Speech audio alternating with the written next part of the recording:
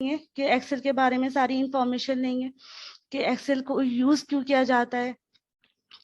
बताती चलूं कि आज फर्स्ट डे हमारी क्लास एक्सेल की, और एक्सेल को हम लोग जो यूज करते हैं वो कैलकुलेशन के लिए यूज करते हैं।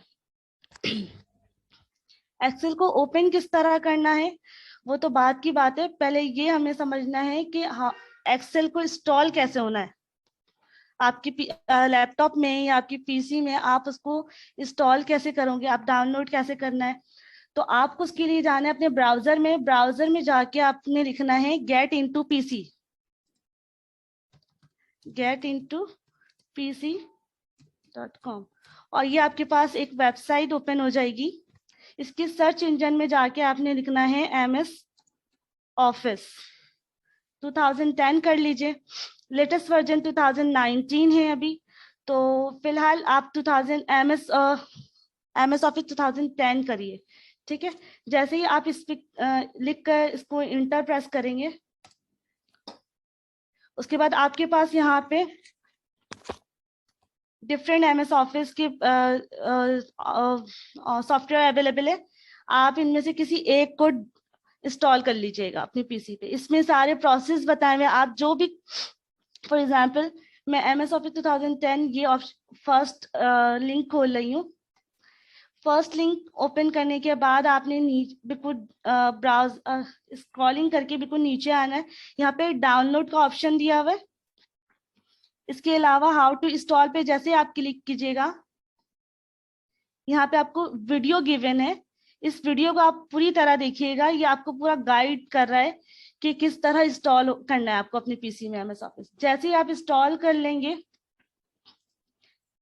उसके बाद आपने स्टार्ट बटन पे क्लिक करना है, एरो पे जाके क्लिक करना है। यहाँ पे सर्च इंजन है, यहाँ पे आपने क्या करना है, सॉरी, यहाँ पे आपने लिखना है MS एक्सेल। जो भी एप्लीकेशन खोलना है आपने क्या करना है वो लिखना है। जैसे फॉर एग्जांपल मैंने एक्सेल लिखा, वैसे तो MS ऑफिस में बहुत सारे एप्लीकेशन है, लेकिन यहाँ पे मुझे अभी फिलहाल एक्सेल खोलना है तो मैं एक्सेल लिखूंगी। आप लोगों को अगर वर्ड ओपन करना हो तो आप वर्ड लिखिएगा, अगर आपने पावर पॉइंट ओपन करना है तो आप पावर पॉइंट लिखिएगा। 2013 है मेरे पास, ठीक है। तो मैं यहाँ पे एक्सेल को ओपन कर लेती हूँ। अब जब मैं एक्सेल को ओपन करूंगी तो ये मेरी जो स्क्रीन आई है, फर्स्ट स्क्रीन, इसमें कुछ टेम्पलेट्स बने हुए, ठीक है। एक्सेल के कुछ टेम्पलेट्स बने हुए, लेकिन मुझे इन टेम्पलेट्स में से अभी किसी भी टेम्पलेट में काम नहीं करना। मुझे क्या करना है, कैमरा किसका ऑन है प्लीज आप से बंद करें। क्या करना है, ब्लैंक वर्कबुक सिलेक्ट करना है हमें, और जैसे ही हम इस पे क्लिक करेंगे ये हमारे पास इसका इंटरफेस आ गया। ये एक्सेल का इंटरफेस है। अच्छा, आप एक्सपेंड कैसे,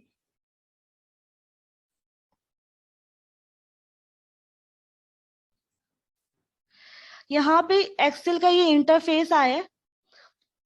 इस इंटरफेस में आप देखिए, आपको मेन्यू बार दिख रहा है लेकिन रिबन नहीं दिख रहा। व्यू के बिल्कुल बराबर पर आके राइट क्लिक कीजिएगा, कोलैप्स द रिबन पे क्लिक कीजिएगा। जैसे ही क्लिक कीजिएगा आपके पास ये रिबन अवेलेबल हो जाएगी।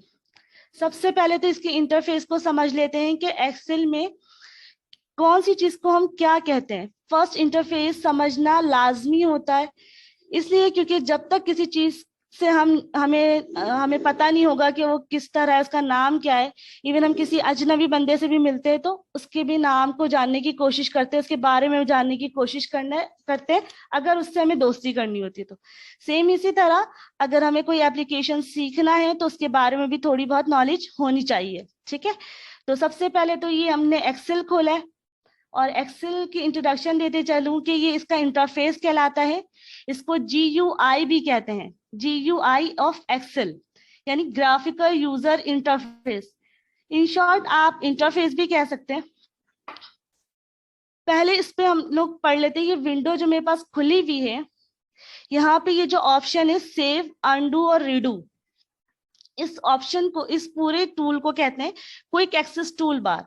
जैसे ही आप माउस पॉइंटर लेकर जाते हैं इसके एरो पे, यहाँ पे ये ऑप्शन देता है क्विक एक्सेस टूल बार का, ये बता रहे कि ये क्विक एक्सेस टूल बार है। इसके बाद टॉप पर बुक 1 माइक्रोसॉफ्ट एक्सेल लिखा आ रहा है, तो इसका ये क्या है, टाइटल बार है।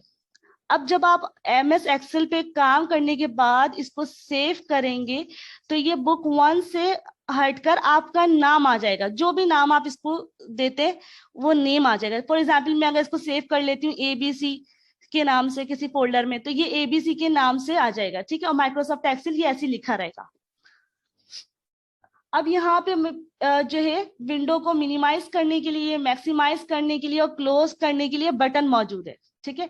इन तीनों बटन्स को कहते हैं विंडो कंट्रोल्स, ठीक है। इससे विंडो कंट्रोल्स हो रही है, लाइक हम इसे मिनिमाइज कर सकते हैं, इसे हम दोबारा से रिस्टोर करना हो रिस्टोर कर सकते हैं, मैक्सिमाइज करना हो मैक्सिमाइज कर सकते हैं, क्लोज करना हो तो क्लोज कर सकते हैं।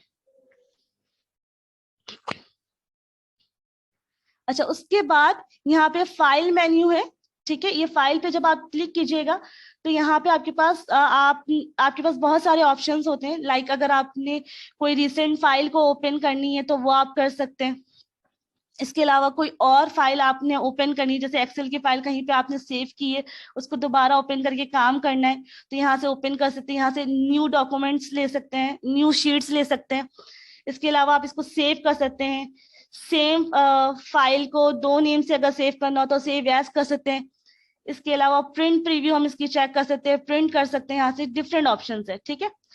अच्छा, यहाँ पे जो टॉप पर है 7 टैब मौजूद है, home, insert, page layout, formula, data, review और व्यू। इसमें जो होम है, होम टैब है, जैसे ही आप होम टैब पे या फिर इंसर्ट टैब पे क्लिक करते हैं तो नीचे आप देखिए प्रॉपर्टीज भी इसकी चेंज हो रही है, सही है। तो ये जो चेंज हो रही है, जो टैब पे हम क्लिक कर रहे हैं, जो पूरी रिबन हमारी जो प्रॉपर्टीज चेंज हो रही है, इस पूरे एरिया को कहते हैं रिबन। अब रिबन डिफरेंट ग्रुप्स में डिवाइडेड है। जैसे होम में अगर मैं क्लिक करती हूँ तो ये रिबन ओपन है, और इस रिबन में क्लिपबोर्ड ग्रुप अलग है, जिसमें cut, copy, paste, format, painter का टूल हमारे पास है। इसके अलावा अगर मैं और आगे बढ़ूं तो फॉन्ट का टूल हमारे पास मौजूद है, अलाइनमेंट की ग्रुप मौजूद है, नंबर की ग्रुप मौजूद है, स्टाइल की ग्रुप, डिफरेंट ग्रुप्स हैं। इसी जगह मैं अपने टैब को चेंज करती हूँ तो यहाँ पे फिर डिफरेंट ग्रुप्स हैं, ठीक है। अच्छा जी, इससे नीचे आती हूँ, यहाँ पे जो साइड में बॉक्स बना हुआ है जहाँ पे A1 लिखा हुआ आ रहा है, इसको बोलते हैं नेम बॉक्स, ठीक है। ये नेम बॉक्स क्यों कहलाता है कि इनमें से जो स्प्रेडशीट हमारे पास बनी हुई आ रही है, तो यहाँ पे किसी भी शीट किसी भी बॉक्स पे आप क्लिक करते हैं या सेल, ये एक बॉक्स को सेल कहते हैं, तो जिस बॉक्स पे आप जिस सेल पे आप क्लिक करते हैं तो ये इसका नाम शो कर रहा होता है, ठीक है। तो इसलिए इसको सेल बॉक्स कहते हैं। ये हमारे पास फंक्शन का टूल है। ये हमारा ये जो पूरा कहला रहा है, ये फंक्शन बिल्कुल ब्लैंक जहां पे अभी मैं लिख रही हूँ, इसको कहते हैं फॉर्मूला बार। अगर मैं इस सेल पे कोई फॉर्मूला अप्लाई की हूँ या अगर मैं कुछ लिखी हूँ तो ये फॉर्मूला बार पे दिख रहा है, लेकिन अगर मैं इसी जगह कोई फॉर्मूला यूज की हुई होंगी तो वो मेरा फॉर्मूला यहाँ पे दिखेगा फॉर्मूला बार में, ठीक है। अच्छा जी, यहाँ पे कॉलम ए रॉ 1, ठीक है। ये जो A to Z लिखा हुआ आ रहा है इसको बोलते हैं कॉलम हेडिंग। अब ये सिर्फ A to Z नहीं है, ये A to Z पे खत्म होने के बाद ये स्टार्ट है A से, ये देखिए A से, B से, फिर ये AZ पे खत्म है, और फिर ये स्टार्ट है BA से BC। इसी जगह ये स्टार्ट है, ये बिल्कुल कॉलम कितने हैं ये देखना है तो क्या करेंगे हम, कंट्रोल प्रेस करके राइट एरो की प्रेस करेंगे तो मेरे पास क्या आ जाएगा, लास्ट कॉलम आ जाएगा, ठीक है। XFD लास्ट कॉलम है। कंट्रोल प्रेस करके लेफ्ट एरो की प्रेस करना है तो आपके पास क्या आ जाएगा कि लास्ट कॉलम आ जाएगा। लास्ट कॉलम क्या है, XFD। अगर मुझे दोबारा से फर्स्ट कॉलम पे आना होगा, आप एरो प्रेस करके भी आ सकते हो, लेकिन बहुत टाइम लग जाएगा।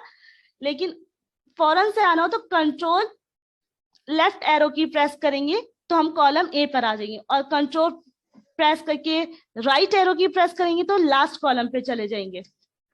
अब इसी तरह अगर रॉज देखने कि कितने रॉज है हमारी शीट पे, एक शीट पे कितनी रॉज है, तो तो इसको आप अप एंड डाउन करते रहेंगे, ये आपके पास आता रहेगा। तो बेहतर तरीका यही है कि कंट्रोल प्रेस करके आप डाउन एरो की प्रेस कीजिएगा, तो आपके पास टोटल रॉस पता चल जाएंगे कितने हैं।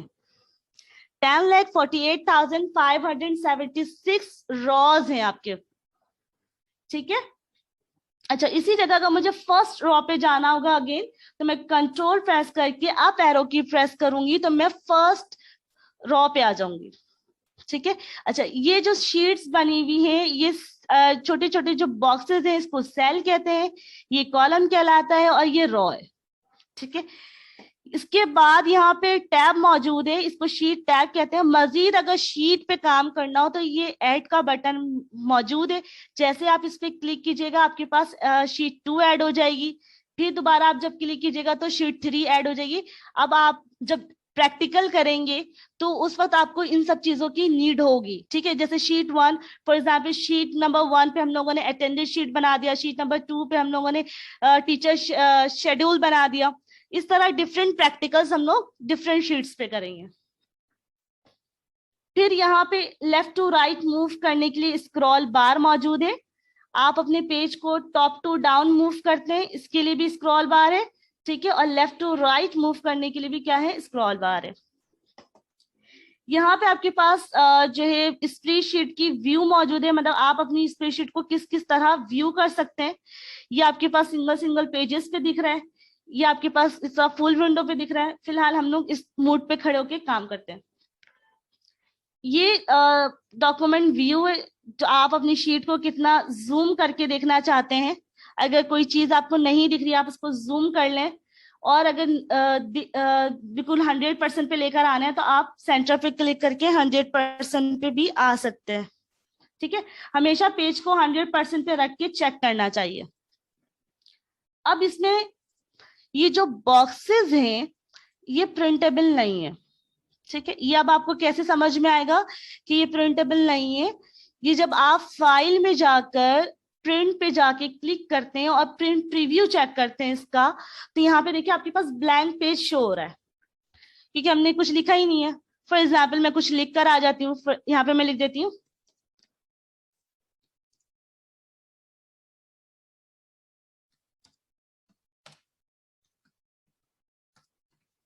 I am Pakistani. अब मैंने यहाँ पे ये आई एम पाकिस्तानी लिखा है, ये तो मैं किसी एक बॉक्स में लिखी हूँ, ये तो बॉक्स शो होना चाहिए। फाइल में जाके जैसे ही मैं प्रिंट पे जाती हूँ ये बॉक्स शो नहीं हो रहा, सेल शो नहीं हो रहा, बल्कि यहाँ पे क्या शो हो रहा है, ब्लैंक डॉक्यूमेंट शो हो रहा है, ब्लैंक पेज शो हो रहा है, और यहाँ पे लिखा हुआ क्या आ रहा है, आई एम पाकिस्तानी।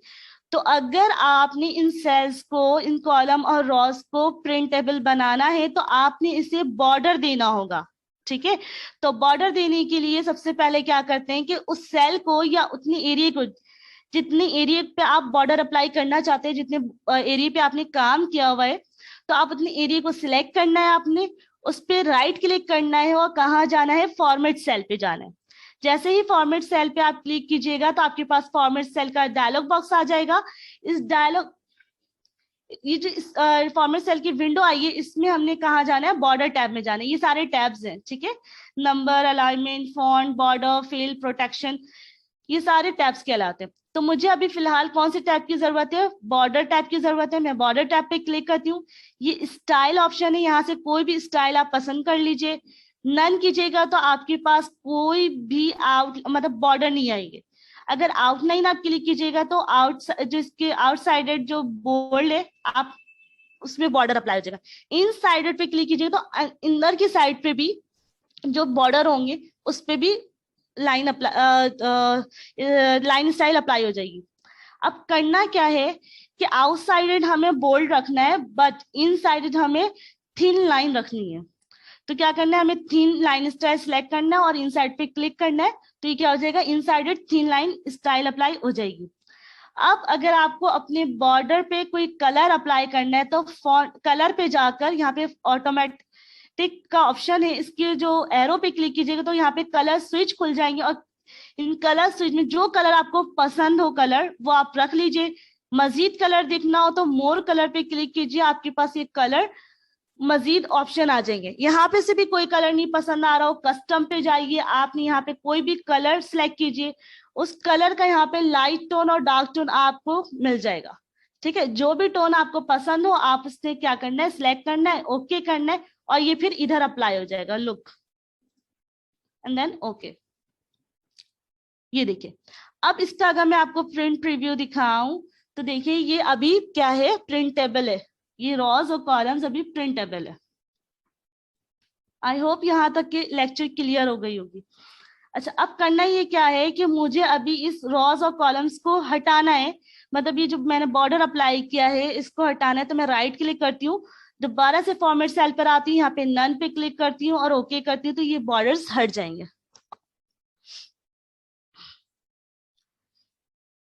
जब भी हम कोई शीट बनाते हैं उसमें सीरियल नंबर लाजमी देते हैं। अगर कोई डेज वगैरह का काम कर रहे हो, हम शेड्यूल वगैरह का काम कर रहे हो, उसमें मंडे ट्यूसडे वेडनेसडे लिखना हो, तो मतलब वीकली अगर कोई काम कोई शीट बनानी हो तो उसमें भी हम क्या करते हैं, वीक अपने डेज के नेम शो कर रहे होते हैं। तो यहाँ पे एक बहुत अच्छा ऑप्शन है ऑटो फिल का। अगर फॉर एग्जाम्पल मुझे लिखना है 1 to, सीरियल नंबर मुझे डालना है 1 से लेकर 1000 तक, तो मैं क्या करूंगी, मुझे सीरियल नंबर लिखने के लिए 1 2 3 इस तरह लिखना होगा। एक्सेल में बहुत अच्छी चीज है कि जस्ट हम 1 2 लिखकर, जैसे ही 1 2 हमने लिखा है, इन दोनों सेल को सिलेक्ट करना है। सिलेक्ट करने के बाद आपने क्या करना है, अपने जो सेल है उसकी कॉर्नर पे जाना है, वहां पे आपका जो माउस पॉइंटर होगा, वैसे देखा जाए तो एक्सेल पे माउस पॉइंटर हमारा चेंज होता है। ठीक है, एरो की जगह क्या आता है, प्लस साइन बोल्ड बना हुआ आता है, इसको बोलते हैं सिलेक्शन। सही है, सिलेक्शन पॉइंटर। जैसे अगर मुझे सेल नंबर F1 को सिलेक्ट करना हो तो मैं F1 पे क्लिक करूंगी जाके सिलेक्शन से, तो ये क्या हो जाएगा, ये सिलेक्ट हो जाएगा। ये सेम इसी तरह दूसरा जो सिलेक्शन पॉइंटर होता है उसको कहते हैं ऑटोफिल। ये देखिए, ये जो प्लस साइन आ रहा है इसको ऑटोफिल कहते हैं। इस ऑटोफिल का फायदा ये है कि जैसे ही आप इस पे क्लिक करके अपने माउस को ड्रैग करेंगे, आपको जितनी क्वांटिटी में नंबर चाहिए आपके पास यहाँ पे नंबर आ जाएंगे आराम से, आपने इतना लिखने की जरूरत ही नहीं है। ठीक है, सीरियल नंबर आपने इस तरह डालना है ऑटोफिल करके, इसको कहते हैं ऑटोफिल करना।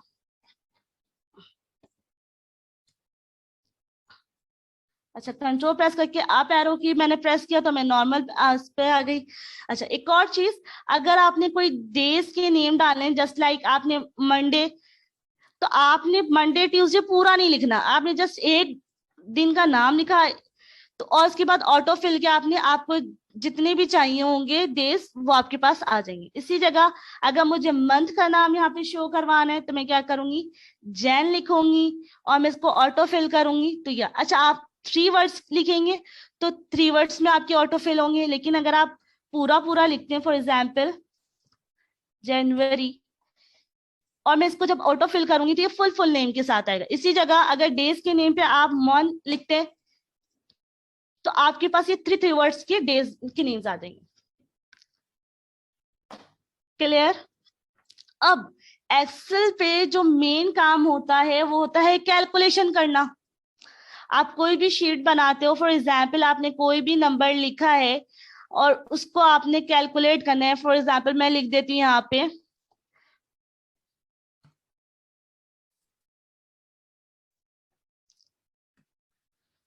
पहला रूल एक्सेल में काम करने का तरीका, कि अगर कोई भी कैलकुलेशन करना है, कोई भी फॉर्मूला लगाना है आपने, तो आपने क्या करना है, इज इक्वल टू लाजमी लिखना है। बिना इज इक्वल टू के आपके पास फॉर्मूला नहीं बनेगा। ठीक है, तो फॉर्मूला लिखने के लिए इज इक्वल टू लाजमी लिखना है। तो मुझे क्या करना है, 101 203 303 को मुझे प्लस करना है। तो मैंने क्या किया, इज इक्वल टू लिखा और फिर मैं क्या करती हूँ, ये सेल एड्रेस डालूंगी। अब मैं, आप लोग नॉर्मल क्या करते हो कि सेल के अंदर जो अमाउंट, जो डिजिट लिखे हुए उसको आप लोग लिखते हो ना, कैलकुलेटर पे लिखकर आप लोग प्लस करते हो। यहाँ पे ये सिस्टम नहीं है। आपने इस सेल पे जब भी कोई फॉर्मूला पुट करना है इज इक्वल टू लगाना है। दूसरी चीज ये कि इस सेल के अंदर जो लिखा है उसको नहीं लिखना, बल्कि इस सेल का नाम लिखना है। इस सेल का नाम क्या है? B5। अब मिस B5 हमारे पास कैसे एक आपको मिनट समझ रह में? गया है, सेशन को वाइंड अप करना है। जी सर, बस 5 मिनट। अच्छा, यहाँ पे आपने देखना है जल्दी से कि हमें इसको किस तरह प्लस करना है। तो ये कॉलम ए है, ये सॉरी कॉलम बी है, और यहाँ पे ये जो रो है कॉलम 5 है। तो ये B5, इस सेल का नाम क्या हो गया? B5, B6 और B7। तो हमें B5 B6 लिखना नहीं होगा, जस्ट हम रेंज लेके कर सकते हैं। लाइक इज इक्वल टू मैंने लिखा, और मैं क्या करूंगी, जो सेल फर्स्ट सेल होगा उस सेल को क्लिक करके लास्ट सेल पे ड्रैग करूंगी माउस, तो ये क्या हो जाएगा, रेंज ले लेगा। और मैं जैसे ही इंटर प्रेस करूंगी तो यहाँ पे क्या हो जाएगा, sorry, is equal to some का फॉर्मूला, ब्रैकेट ओपन, देन आपने क्या करना है, माउस को सिलेक्ट करके ड्रैग करना है, यानी टॉप टू बॉटम जो भी आपके पास रिकॉर्ड है जो आप प्लस करना चाह रहे हैं, सम का फॉर्मूला लगा के आप ब्रैकेट ओपन करके उसके रेंज दीजिए। रेंज देने के बाद आपने क्या करना है, इंटर प्रेस करना है, तो आपके पास क्या आ जाएगा, आपके पास उसकी कैलकुलेशन यानी टोटल अमाउंट आ जाएगी, जो भी टोटल आप कर रहे हो। ठीक है। अच्छा, ये टोटल करने का सिर्फ एक तरीका नहीं है, बहुत सारे तरीके। ठीक है। तो आगे जो जितनी भी क्लासेस हम लेंगे इंशाल्लाह, तो उसमें हम लोग बहुत डिटेल में पढ़ेंगे। अब अगर इससे आपने क्या करना है, मल्टीप्लाई या किसी डिजिट से मल्टीप्लाई करना है, तो इस पे भी हम लोग नॉर्मली फॉर्मूला लगाते हैं। यहाँ पे अगर मैं बहुत क्विकली आपको सम करना सिखाऊं, तो आपने जस्ट क्या करना है, जहां पे सम चाहिए वहां पे आपने सिलेक्शन बनाना है। आपने होम टैब पे जाके एडिटिंग ग्रुप पे आना है, और क्या करना है, ऑटो सम के ऑप्शन पे क्लिक करना है। जैसे ही आप ऑटो सम के ऑप्शन पे क्लिक करेंगे, आपके पास यहाँ पे सिलेक्शन, रेंज, फॉर्मूला जो भी फंक्शन लगना है इस पे अप्लाई हो जाएगा, और देन आप प्रेस इंटर कीजिएगा तो आपके पास रिजल्ट आ जाएगा। आई होप सम करना और बेसिक चीजें आपको समझ में आ गई होंगी कि इसमें लिखना कैसे है, इसका इंटरफेस क्या होता है, और इसमें काम किस तरह किया जाता है, इसमें फॉर्मूला वगैरह कैसे पुट किया जाता है। जैसे अगर मुझे इन दो नंबर को प्लस करना है यहाँ पे, तो वो तो हम कर लेंगे सम के फॉर्मूले से, लेकिन अगर मल्टीप्लाई करना है तो कैसे करेंगे। तो इज इक्वल टू लगाना है, हमें क्या करना है, फर्स्ट सेल लेना है, उसका सेल एड्रेस क्लिक करके लेना है, या तो आप लिख लो C7, ये भी सही है। मल्टीप्लाई करने के लिए आपके पास एक साइन होता है स्टेरिक का, शिफ्ट के साथ जब आप 8 को प्रेस करेंगे तो ये स्टेरिक साइन आ जाएगा, और फिर आपने क्या करना है, दूसरे सेल पे क्लिक करना है, जिसको दो सेल को आपस में मल्टीप्लाई करना है उसको। ठीक है। और देन इंटर करना है, तो आपके पास क्या हो जाएगा, ये दो सेल मल्टीप्लाई होकर इसका रिजल्ट आ जाएगा।